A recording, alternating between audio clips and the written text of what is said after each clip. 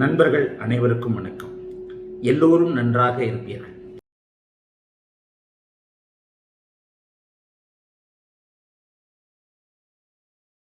இன்றைக்கு புதனுடைய மூன்றாவது சுபத்துவ நிலையாக ஒரு குருவும் புதனும் எத்தகைய நிலைகளில் இணைந்தால் பார்த்து கொண்டால் அப்படிங்கிறத புதனுடைய உயர்நிலை சுபத்துவம் மற்றும் ஒரு குருவோடு சேருகின்ற சுபத்துவம்.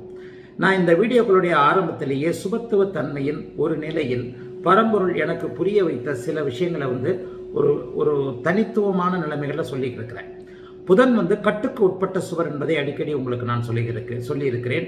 தனித்த நிலையில் இருக்கின்ற புதன், அதாவது எப்போதும் அவர் இணைந்து கொண்டிருக்கின்ற சூரியனோடு, அரை பாவராகிய சூரியனோடு எப்போதுமே பக்கத்தில் வந்துகிட்டு இருக்கிற புதன் தனியாக அவருடைய இணையாமல் தனித்த நிலையில் இருக்கின்ற புதன் ஒரு நிலையில் குருவிற்கு 30% அளவிற்கு மற்ற கிரகங்களை சுபத்துவப்படுத்தக்கூடிய தன்மையில் இருப்பார். இது மிக மிக முக்கியமான ஒரு சுபத்துவ தத்துவத்தின் ஒரு அமைப்பு. இதை எதுக்காக திரும்ப திரும்ப இந்த இடங்கள்ல சொல்றேன் அப்படின்னு சொன்னா, குருவால் ஒரு கிரகம் சுபத்துவம் அடைகிறதுக்கும், சுக்கிரனால் ஒரு கிரகம் சுபத்துவம் அடைகிறதுக்கும், பௌர்ணமி நிலைக்கு அருகில் இருக்கின்ற சந்திரனால் ஒரு கிரகம் சுபத்துவப்படுத்துறதுக்கும் உள்ள வித்தியாசங்களை புரிஞ்சுக்கிட்டா தான் ப்ரெடிக்ஷன்ல அந்த குழந்தை அல்லது அவர் எந்த தொழிலில் சம்பாதிக்க முடியும். உதாரணமாக பௌர்ணமிக்கு அருகில் இருக்கின்ற, பௌர்ணமிக்கு வளர்பிறைக்கு நிறையில பௌர்ணமிக்கு பக்கத்தில் இருக்கின்ற ஒரு சந்திரன் செவ்வாயோடு சேருகின்ற போது அவர் மருத்துவம் என்கின்ற உயர்நிலை அமைப்பை அடைவார். அதனை அடுத்து பங்கப்பட்டிருக்கின்ற குருவின் தொடர்பு, பங்கப்பட்டிருக்கின்ற குருவின் இணைவு அல்லது சுக்கரனுடைய இணைவுன்ற போது அவர் இரண்டாவதாக பூமி லாபம், கட்டிட இன்ஜினியர், இது போன்ற அமைப்புகளை அடைவார். அந்த போன்ற ஒரு சுபத்துவ நிலைகளுக்கு புதனையும் நீங்கள் புரிந்து கொள்ள வேண்டும் என்பதற்காகத்தான் இங்கே 3 வீடியோக்களாக இந்த வீடியோக்கள் போடப்பட்டிருக்கின்றன. அதாவது புதனின் முதல் நிலை சுபத்துவம் என்பது அந்த சந்திர அமைப்புகளோடு பொருத்தி காட்டப்பட்டு, சந்திர கேந்திரத்தில் இருக்கின்ற புதனுக்கு மிக வலிமை என்பதை உணர்ந்து நூற்றுக்கணக்கான ஜாதகங்களின் ஆய்வில் நான் சில உறுதிப்படுத்தி கொண்ட சில உண்மைகளைத்தான் உங்களுக்கு இப்ப புதனுடைய சுபத்துவ படிநிலை வீடியோக்களாக போட்டு வருகிறேன். இப்ப ஏற்கனவே நம்ம 4 விதமான அமைப்புகளை பார்த்து விட்டோம். அப்ப 4 விதமான அமைப்புகள்ல புதனின் கடைநிலை சுபத்துவ அமைப்பா தான் குருவோடு சேருதல் என்கின்ற அமைப்பு இருக்கும். குருவின் பார்வை என்பது வேறு, குருவின் சேருதல் என்பது வேறு. உதாரணமாக நிச்சயமாக நீங்க ஒரு நிலையில புரிஞ்சுக்கணும், ஒரு கிரகத்தை சேர்ந்து சுபத்துவப்படுத்துவதை விட ஒரு கிரகத்தை பார்த்து அதிகமாக சுபத்துவப்படுத்துபவர் குரு. குருவின் இருப்பை விட குருவின் பார்வைக்கு வலிமை அதிகம். இதுவும் மிக நுண்ணியமான ஒரு சுபத்துவ நிலைதான். குருவோடு சேர்ந்தால் என்ன, குருவோடு பார்த்தால் என்ன? ஜோதிடத்தை பொதுவாக போகிற போக்கில் சொல்லிவிட்டு போகின்ற ஜோதிடன் இல்லைனா, சிவராஜ யோக தத்துவம், அதாவது சூரியனை குரு பார்க்கின்ற, சமசப்தமமாக பார்க்கின்ற சிவராஜ யோகத்தின் வலிமையை விட சூரியனோடு இணைந்து அஸ்தமனமாயிருக்கின்ற குருவின் சுபத்துவம் சூரியனுக்கு கம்மி. நேருக்கு நேராக 7ஆம் இடத்துல பெரும்பாலும் பார்த்தீர்களேயானால் அரசியல் அதிகாரத்தை உயர்நிலையில் செலுத்துபவர்கள் அனைவருக்குமே சூரியனை 7ஆம் இடத்திலிருந்து குரு அதிவக்கர நிலையில, ஏன்னா சூரியனுக்கு 7ல வந்துட்டாலே வக்கர நிலையில வந்துடுறார் இல்லையா, அதிவக்கர நிலையில் இருந்து பார்த்து கொண்டிருக்கின்ற சூரியனுக்கு அதிகமான சுபத்துவ தன்மையை அவரால் கொடுக்க இயலும். அதிகாரம் இல்லாதவர்களுக்கு, அதிகாரம் இல்லாத தலைமை பொறுப்பில் இருப்பவர்களுக்கு, மறைமுகமான அதிகாரத்தை கொண்டவர்களுக்கு, இதுலயும் 2 விதமா நீங்க பார்க்கணும். ஜோதிடத்தை கொஞ்சம் ரொம்ப நுணுக்கமாக சொல்லுகின்ற ஆள்னா, அப்ப இந்த விஷயத்துல அதிகாரத்தை பயன்படுத்த விரும்பாதவர்களுக்கு, மறைமுகமான அதிகாரத்தில் உள்ளவர்களுக்கு, ஒருபோதும் கடினமான அதிகாரத்தை பயன்படுத்தாதவர்களுக்கு சூரிய குரு சேர்க்கை இருக்கும். சூரிய குரு சேர்க்கை நேரடியாக அதிகாரத்தை பயன்படுத்தக்கூடிய மந்திரி, அதிகாரம், எம்எல்ஏ, இந்த மாதிரியான அமைப்புகள், ஒரு பங்கமற்ற அமைப்புல இருக்கிறவங்களை பார்த்தீங்கன்னா சிவராஜ யோகத்துல குரு சூரியனை பார்த்த நிலைமையில இருப்பார். இதை போன்ற தன்மைகள்ல குருவின் பார்வையை விட புதனுக்கு குருவின் சேர்க்கை ஒரு குறைந்த நிலை சுபத்துவத்தை கொடுக்கிறது. அப்படிங்கிற தத்துவத்துல இப்போது 5வது நிலையாக ஒரு நிலையை சொல்றேன். குருவோடு ஸ்தான பலத்தோடு சேர்ந்திருக்கின்ற புதன், குருவோடு ஸ்தான பலத்தோடு சேர்ந்திருக்கின்ற புதன் ஒரு குறைந்த அளவு சுபத்துவ தன்மையை கொண்டிருப்பார். அவர் இருக்கின்ற இடத்திற்கு ஏற்றார் போல. சரி, குருவோடு அவருக்கு ஸ்தான பலங்கள் 2 இடம் தான். நீச்ச பங்கம் என்பது ஒரு வகையில் உயரிய ஸ்தான பலம். நீச்ச பங்கம் என்பது ஒரு வகையில் உயரிய ஸ்தான பலம். 3 இடங்களில் ஸ்தான பலத்தை அடைகின்ற பஞ்சபூத கிரகங்களை விட 2 இடங்களில் ஸ்தான பலத்தை அடைகின்றதை நான் ஏற்கனவே நிறைய இடங்களில் சொல்லியிருக்கிறேன். ஆக இப்போது வருகின்ற இந்த ராசி கட்டத்தை பாருங்கள். திரையில் தெரிகின்ற ராசி கட்டத்தில் உபய லக்னங்கள், உபய ராசிகள் எனப்படும் 4 ராசிகளில் புதன் இருக்கிறார். அதாவது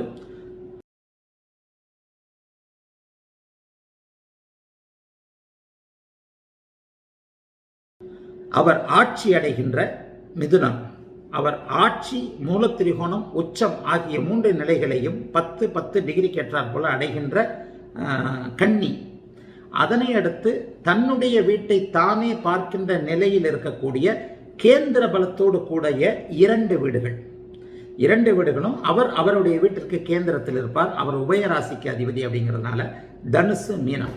இந்த மீனத்தில் இருக்கின்ற புதனை பற்றிய புரிதல் மிகுந்த ஒரு அமைப்பில் உங்களுக்கு வரணும். மீனத்தில் புதன் இருப்பவர்களை பார்த்தீர்கள்னா டக்குன்னு புதன் நீச்சம்னு சொல்ல முடியாது.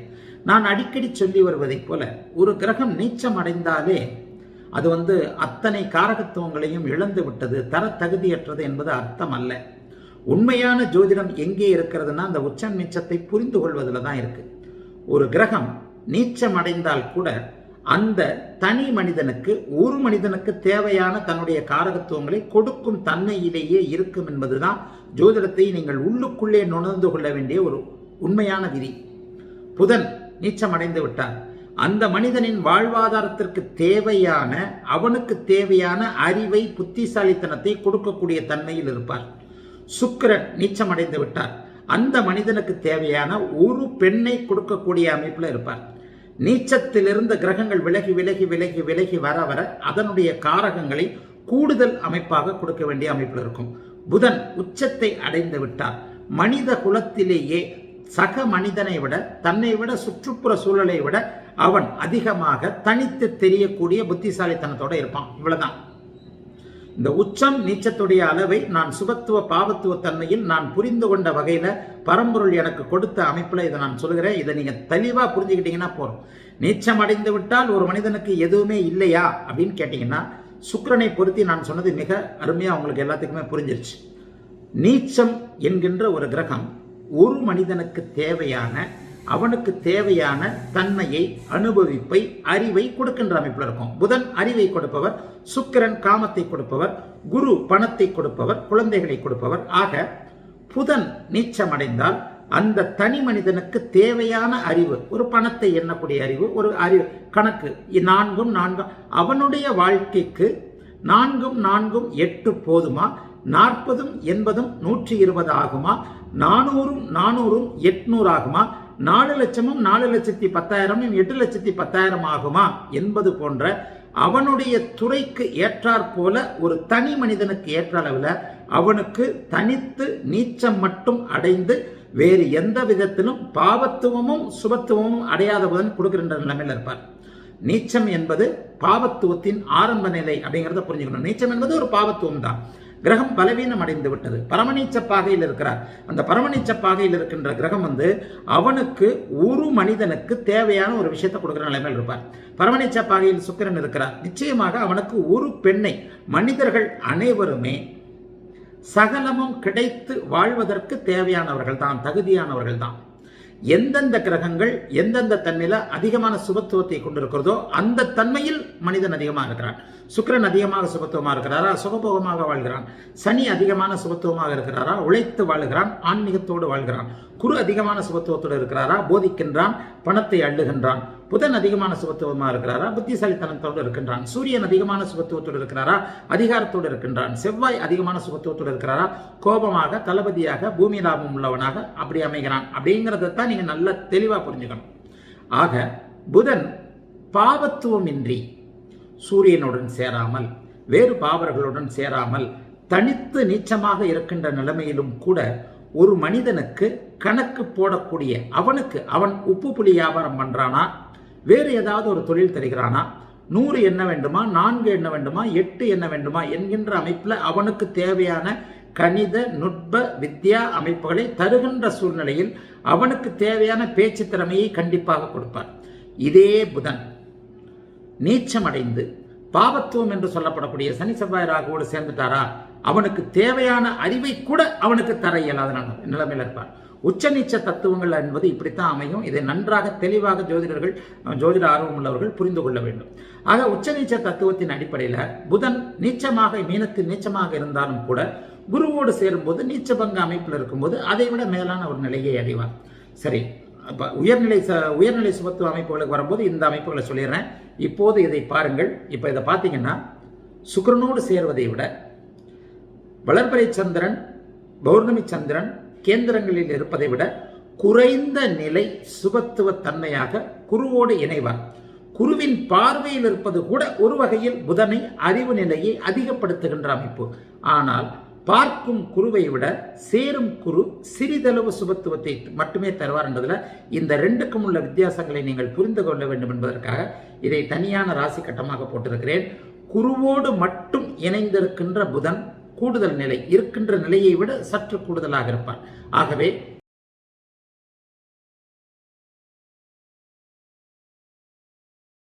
இந்த உபய அமைப்புகள்ல கன்னி மற்றும் மிதுனம் ஆட்சி உச்ச மூலத்திரிகோண வீடுகள் கேந்திரத்தில் தன்னுடைய வீட்டை தானே பார்க்கின்ற நிலைமையில அங்கே சுபரின் வீட்டில் சுபத்துவமாக சுபரோடு இருக்கிறார் என்கின்ற தன்மையில தனுசில் இருக்கின்ற புதன் சுபத்துவத்தோடு இருப்பார். மீனத்தில் இருக்கின்ற புதன் இங்கே நீச்ச பங்க நிலைமையை அடைவார். ஆனால் இங்கே நீச்ச பங்க ராஜயோகம் இல்லை. உச்சனோடு பௌர்ணமி அமைப்பில் சேரும்போது தான் அந்த நீச்ச பங்க ராஜயோக அமைப்புகள் வரும். ஆகவே இந்த 4 மூளை அமைப்புகளிலும் இருக்கின்ற புதன் ஒரு 4ஆம் நிலை சுபத்துவமாக இருப்பார். அடுத்த கட்டத்தை பார்த்துருவோம். இப்ப இறுதி நிலை சுபத்துவத்தின் இறுதி நிலையாக புதன் எப்போது கூடுதலான சுபத்துவ தன்மையை அடைகிறார் அப்படிங்கிறது மிக மிக முக்கியமான ஒரு பாயிண்ட்.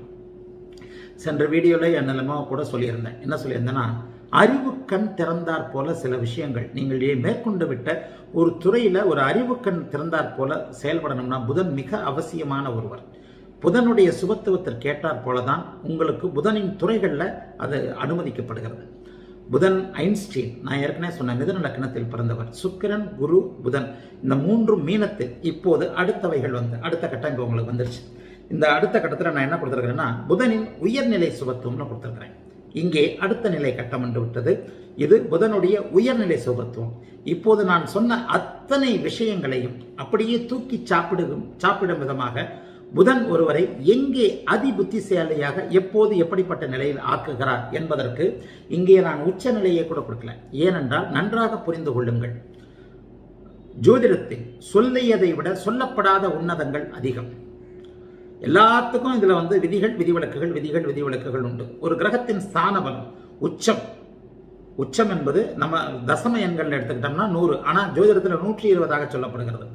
உச்சம் 100, மூலத்திரிகோணம் 80, ஆட்சி 60, நட்பு 40, சமம் 20, பகை 10, நீச்சம் 0 அப்படின்னு எடுத்துக்கிட்டோம்னா இதை ஒரு தசம எண்களாக எடுத்துக்கிட்டா உச்சத்தை மீறிய நிலை இல்லையா? இதே ஜோதிடத்தின் வேறு வழிகளில் நம்முடைய அறிவுக்கண் திறக்கும் போது உச்சத்தை விட மேலான நிலைமையை ஒரு கிரகம் அடைகிறது என்பதை நீச்சபங்க ராஜயோகம் அமைப்பு என்பது நம்ம மூல நூல்கள் சொல்லுகின்றன. ஒரு கிரகம் உச்சத்தை விட மேலான உயர்நிலையை நீச்சபங்க ராஜயோக அமைப்பில் அடையுது.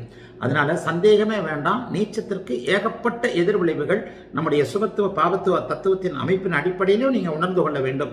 அப்படிங்கிற தன்மையும் நீங்கள் பார்த்து கொள்ள வேண்டும். இங்கே காட்டப்பட்டிருக்கின்ற கட்டத்தில் நீச்சத்தில் இருக்கிறார் புதன். அதாவது இப்ப இந்த கட்டத்தை பார்த்து விடுங்கள். கட்டத்தில் மீனத்தில் புதன், சுக்கிரன், குரு போடப்பட்டிருக்கிறது. இது ஐன்ஸ்டீனோட அமைப்பு. அந்த 3 கட்டம் மிதுன லக்னமாக அவருக்கு இங்கே இருந்தது. இங்கே நேர் எதிரே பௌர்ணமிக்கு பக்கத்தில் இருக்கின்ற சந்திரன் போடப்பட்டிருக்கிறார். இந்த பௌர்ணமிக்கு பக்கத்தில் இருக்கிற சந்திரனாக அவர் இருக்க வேண்டும் என்பதற்காகத்தான் சூரியனை மேஷத்தில் காட்டியிருக்கேன். வேறு எந்த விதமான நோக்கமும் இல்லை. வளர்பிறை நிலையில பௌர்ணமிக்கு அருகில் இருக்கிறார் அப்படிங்கிறத நீங்க புரிஞ்சுக்கிட்டா போறோம். சித்திரை நட்சத்திரத்தில் அன்றைக்கு சித்ரா பௌர்ணமியாக வந்துடுவார். இங்கே சித்திரை நட்சத்திரத்தில் இருந்தால் இதுவே வளர்பிறை திதியாகத்தான் 99% ஒளித்திறன் உடைய புதனாக வந்துடுவார். பௌர்ணமின்னு போட்டோம்னா பங்குனி உத்திரம் வந்துடும். அப்ப அந்த பங்குனி உத்திரம்னு வந்தா அங்கே சூரியன், புதன், சுக்கிரன், குருவோடு சேர்ந்து அவர்களை அஸ்தங்கப்படுத்தினா சூரியன் தான் அதிக சுபத்துவம் அடைவார். இங்கே புதனின் சுபத்துவத்தை காட்டுவதற்காக சுபத்துவ தத்துவங்களை என்றைக்கு நீங்கள் தெளிவாக புரிந்து கொள்கிறீர்களோ அன்றைக்கு அப்படியே காலர் அப்படியே தோல்ல தூக்கி அப்படியே விட்டுட்டு ஜோசியம் வாயா யாருனாலும் உனக்கு ப்ரெடிக்ஷன் நான் சொல்றேன் அப்படின்னு உங்களால சொல்ல முடியும். அதற்காகத்தான் இப்படி மாங்குன்னு நெஞ்சில குத்திக்கிற மாதிரி சில விஷயங்களை தெளிவாக கட்டம் போட்டு உங்களுக்கு விளக்கி கொண்டிருக்கிறேன். இங்கே சூரியனை நான் காட்டியிருப்பதன் அர்த்தம் நிறை பௌர்ணமிக்கு அருகில் இருக்கக்கூடிய சந்திரனாக அவர் இருக்க வேண்டும். அதே நேரத்தில் சூரியன் அந்த சுபத்துவப்படுத்தப்படுகின்ற கிரகங்களை கெடுத்து விடக்கூடாது. இது சந்திர அதியோகத்தின் ஒரு நிலைமை இல்லையா? அதாவது புதன், சுக்கிரன், குரு ஆகியோர் மூவரும் சந்திரனுக்கு நேரெதிரே இருக்கக்கூடிய ஒரு நிலைமை. அதே நேரத்தில் குருவை மீனத்தில் ஆட்சியாகவும் காட்டியிருக்கிறேன், அங்கே எதிரே உச்சமாகவும் காட்டியிருக்கிறேன். அதாவது புதனுக்கு வீடு கொடுத்தவர் அங்கே ஆட்சி உச்சத்தை அடைந்திருக்கிறார் என்பதை நீங்கள் உணர்ந்து கொள்ள வேண்டும் என்பதற்காக இங்கே புதனின் மிக உயர்நிலை சுபத்துவமாக புதன் நீச்சத்தில் இருக்கிறார். சுக்கிரனுடன் இணைவதன் மூலம் நீச்சபங்க ராஜயோகத்தை அடைந்திருக்கிறார். அல்லது குருவின் பார்வையை பெற்றிருப்பதன் மூலம் நீச்சபங்க ராஜயோகத்தை அடைந்திருக்கிறார். அல்லது பௌர்ணமி சந்திரனுக்கு நேரெதிரே இருப்பதன் மூலம் நீச்சபங்கத்தை அடைந்திருக்கிறார். ஒரு நீச்ச கிரகம் உச்சனோடு எப்போது தொடர்பு கொள்ளுகிறதோ அப்போது மிக உயர்நிலை. பௌர்ணமி சந்திரன் உச்சனுக்கு சமமானவர், ஒளி உச்ச நிலையை அடைந்திருப்பவர். அவருக்கு கேந்திரத்தில் அவர் இருக்கும் பொழுது மிக கேந்திரம்ன்றதுன்னா நேர் 7ஆம் இடம் தான் இல்லை, இதைவிட 4, 10ஆம் இடங்களில் அஷ்டமி நவமி திதிகளில் சந்திரன் பௌர்ணமி நிலையில் இருக்கும் பொழுது கூட சம்பந்தப்பட்ட கிரகம் சந்திர கேந்திரத்தில் இருக்கின்ற கிரகம் ஓரளவிற்கு நீச்சபங்கத்தை நேர்நிலையில் 7ஆம் இடத்தில் இருக்கின்றதை விட சற்று குறைவான நிலைகளில் அங்கே அடையும் என்பது ஒரு கடுமையான ஒரு உண்மையான விதி. ஆக அந்த அமைப்பின் அடிப்படையில் இங்கே உங்களுக்கு உதாரணத்திற்கு மட்டுமே போட்டு காட்டியிருக்கிறேன். என்ன போட்டு காட்டியிருக்கிறேன்? புதன் நீச்சமாக இருக்கிறார். நீச்சத்தை பற்றி கவலைப்பட வேண்டாம். சொந்த நட்சத்திரத்தில் நீச்சமாகிற ஒரே கிரகம் அவர் தான். இங்கே புதன் ரேவதி நட்சத்திரம் 1ஆம் பாதத்தில் 4ஆம் பாதத்தில் அவர் கோத்தமம் அடைவார். கூடுதலான நிலைமைகளில் கூடுதலான லேசாக என்னுடைய ஜாதகத்தை விளக்குற மாதிரி இருக்கும். என்னுடைய நோக்கம் அதுவல்ல. ஒரு நீச்ச கிரகத்தை நீங்கள் எப்படி புரிஞ்சுக்கணும்னு தான். அதற்காகத்தான் நான் ஐன்ஸ்டீனை சொல்லிட்டேன். ஐன்ஸ்டீனோட ஜாதகத்தில் புதன், சுக்கிரன், குரு அவருக்கு மிதுன லக்னமாகி லக்னாதிபதி புதன் நீச்சமாகி உச்சனுடன் இணைந்து குருவுடன் இணைந்திருப்பார். சந்திர கேந்திரத்திலும் இருப்பார். சரியா? ஆகவே இங்கே புதனுடைய மிக உயர்நிலை சுபத்துவ அமைப்புகளை இங்கே காட்டியிருக்கிறேன். ஒரு நீச்சன் உச்சனோடு சேர்ந்திருக்கிறார். வீடு கொடுத்தவர் உச்சனாக அவரை பார்க்கிறார், அல்லது வீடு கொடுத்தவர் அங்கேயே இருக்கிறார். சந்திரன், ஒளி மிகுந்த சந்திரன் அங்கே இருக்கிறார். இந்த அமைப்புல சந்திர அதியோக அமைப்பில் இந்த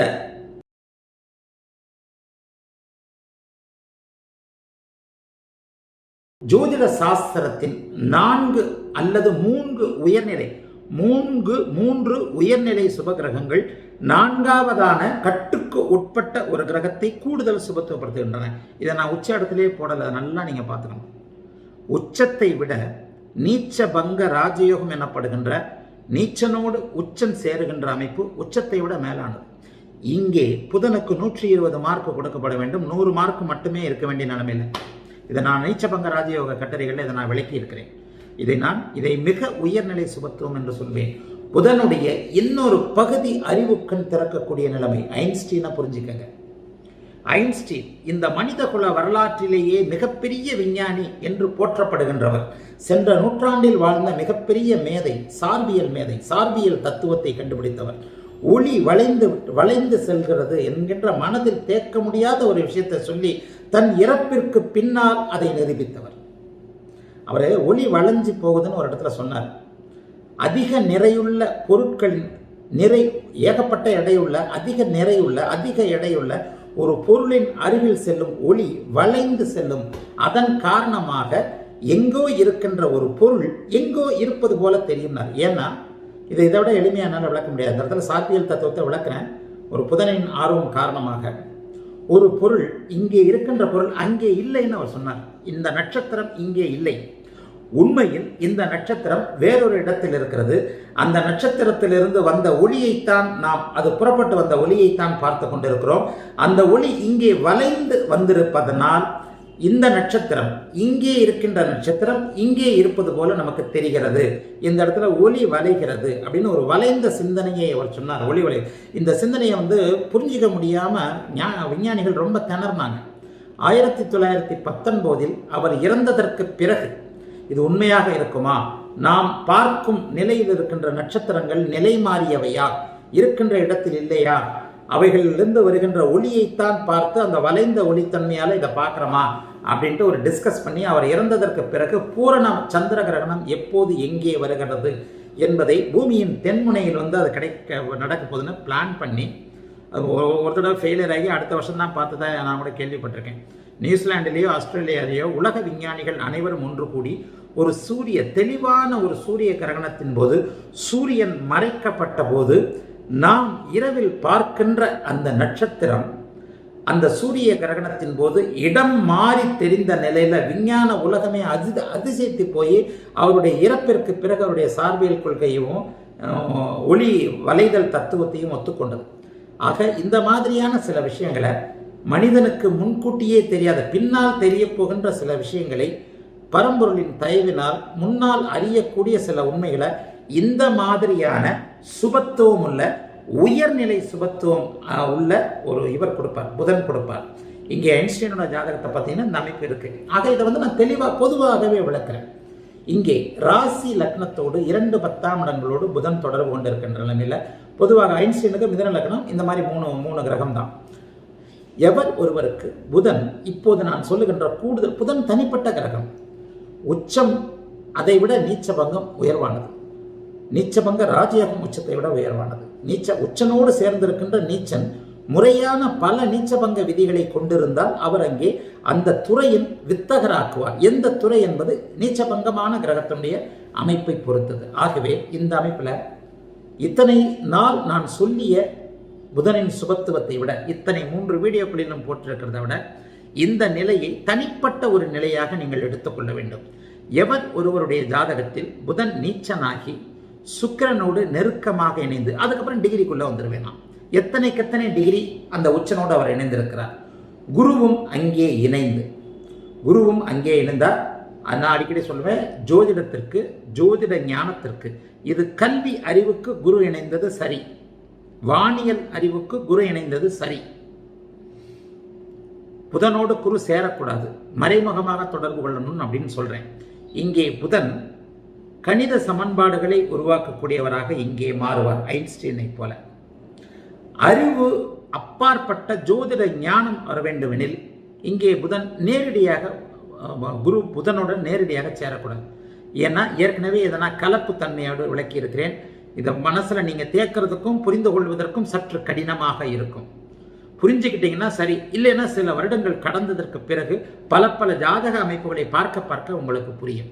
ஆக இங்கே புதனுடைய அறிவு உயர்நிலை சுபத்துவத்திற்கு, ஞான உயர்நிலை சுபத்துவத்திற்கு அல்ல, அறிவு சார்ந்த தொழில்கள், விஞ்ஞானம், வானவியல், கணிதம், கணித சமன்பாடுகள் போன்ற அறிவு சார்ந்த சுபநிலை தத்துவ அடிப்படையின் அமைப்பில் இங்கே இந்த நிலைக்கு புதன் சுக்கிரனுடன் இணைந்திருக்கிறார், குருவோடு இணைந்திருக்கிறார். அல்லது சுக்கிரனுடன் இணைந்து உச்ச குருவால் இருவரும் பார்க்கப்படுகிறார்கள். உச்சகுருவால சுக்கிரன் தான் பார்க்கப்படக்கூடாது. சுக்கிரன் தான் உச்சன் பார்க்கின்ற தன்மையில நேர்மறையான நிலையை அடைவார். ஆகவே இங்கே புதன் பார்க்கப்படுவது இதுதான். எந்த ஒரு நிலையிலும் ஒளிபொருந்திய சந்திரன் அவரை பார்க்க வேண்டும் அப்படிங்கிறது. ஆக நான் இப்போது சொன்னதை போல 3 சுபகிரகங்கள் சேர்ந்து 4வதான கட்டுக்குட்பட்ட கிரகமான இவரை சுபத்துவப்படுத்துவாங்க. இதை எப்படி வேணாலும் புரிஞ்சு பார்த்துக்கோங்க. இதுல சந்திரகேந்திரத்தில் புதன் இருக்கிறார், அப்படியே தனுசுக்கு தள்ளி வந்து விடுங்கள். தனுசுக்கு தள்ளி வந்துட்டீங்க, சந்திரகேந்திரத்தில் புதன் இருக்கிறார். அறிவு மிக உன்னத நிலையிலிருந்து ஒரு 10-20% குறைந்திருக்கிறது என்று அர்த்தம். நேரடி பௌர்ணமி சந்திரனாக இல்லாமல் இங்கே வளர்பிறை சந்திரனுடைய ஒளித்தன்மையோடு இருக்கும்போது புதன் நீச்சபங்கத்தை வேறொரு நிலையில் அடைவார். அதே சந்திரன் தேய்பிரை சந்திரனாக இருந்தாலும் இன்னும் சற்று குறைந்த ஒரு அளவு புதனுடைய சுபத்துவம் இருக்கும் அப்படிங்கிறத இங்கே புரிந்து கொள்ள வேண்டும். எப்போது நான் இங்கே முழுமையாக அழுத்தி விளக்கி சொல்லுகின்ற சுபத்துவ தன்மைகளை கிரகங்களுடைய காரகத்துவங்களுக்கு ஏற்ப நீங்கள் புரிந்து கொள்கிறீர்களோ அப்போது ஜோதிடத்தின் ஒரு மைல்கல் படிநிலைக்கு நீங்கள் உறுதியாக செல்ல முடியும். அந்த நபர் புதனின் காரகத்துவத்தில், சம்பந்தப்பட்ட கிரகத்தின் காரகத்துவத்தில் எந்த அமைப்பில் இருக்கிறார் என்பதை அப்படியே பட்டு சொல்ல முடியும். ஆகவே இந்த உயர்நிலை சுபத்துவ வீடியோக்களை இப்போ முடிச்சுட்டு புதனுடைய பாவத்துவ வீடியோக்களை, பாவத்துவத்தை அமைப்பை அடுத்த வீடியோவில் பார்ப்போம். படிநிலைகள், பாவத்துவ படிநிலைகளை, இந்த அமைப்பை மட்டும் புதனுடைய உயர்நிலை சுபத்துவத்திற்கு புரிந்து கொண்டால் போதுமானது. வாழ்த்துக்கள். மீண்டும் அடுத்த வீடியோவில் பார்ப்போம். எல்லோரும் நன்றாக இருப்பீர்கள்.